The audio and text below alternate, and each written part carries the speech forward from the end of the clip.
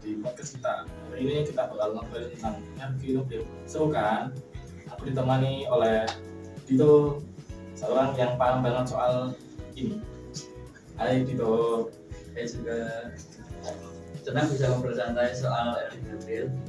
Topik yang kadang bikin orang penasaran tapi juga agak takut ya. Benar banget. Jadi ini, dari mana sih asal usul energi nuklir itu? Nah, jadi energi nuklir berasal dari inti atom, tepatnya dari proses yang namanya fisi nuklir, yaitu pembelahan inti atom yang melepas energi besar.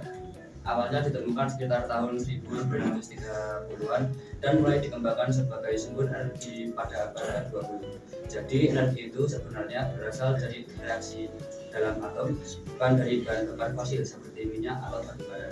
Wah, keren juga ya. Terus gimana sih pemanfaatan energi nuklir dalam kehidupan sehari-hari, terutama di bidang PJKT?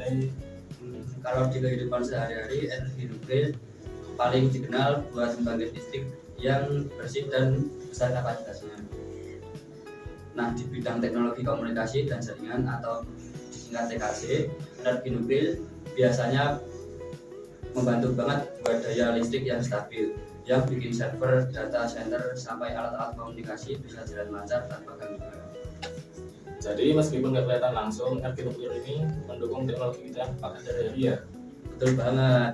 Tapi kita juga nggak bisa lupa kalau energi nuklir punya dampak negatif dan tantangannya. Ya nih, jelasin dong apa dampak negatifnya. Nah, salah satunya tantangan besar adalah limbah radioaktif yang harus sangat hati-hati penanganannya karena bisa berbahaya untuk manusia dalam lingkungan. Resiko kecelakaan juga ada. Meski sekarang teknologi sudah makin aman, selain itu penggunaan energi nuklir juga kadang menimbulkan kekhawatiran soal proliferasi senjata nuklir. Masalahnya memang serius ya. Terus gimana sih solusi biar kita tetap manfaatin energi nuklir dengan sebaik mungkin? Nah, solusinya antara lain pengelolaan limbah yang ketat dan inovasi teknologi seperti reaktor generasi baru yang lebih aman dan efisien. Pendidikan dan regulasi juga penting supaya penggunaan energi nuklir diawasi dengan baik. Jadi teknologi dan kebijakan harus dijalankan. Nah itu dia, terakhir nih, menurut kamu peran generasi apa sih buat jaga lingkungan sekaligus manfaatin energi nuklir dengan bisa?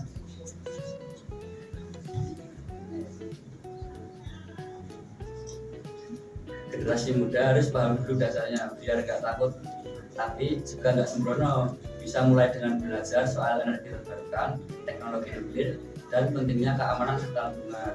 Terus aktif dalam kampanye sadar energi dan lingkungan. Tetap dukung inovasi teknologi yang ramah lingkungan. Intinya generasi muda adalah kunci untuk masa depan energi yang berkelanjutan. Mantap. Jadi energi nuklir itu punya potensi benar, punya potensi besar, tapi kita juga harus hati-hati dan cerdas dalam menggunakannya. Makasih banget buat narasumber kita yaitu Dito. Sama-sama, semoga obrolan ini makin bikin kita semua jadi lebih paham dan care sama energi nuklir dan lingkungan.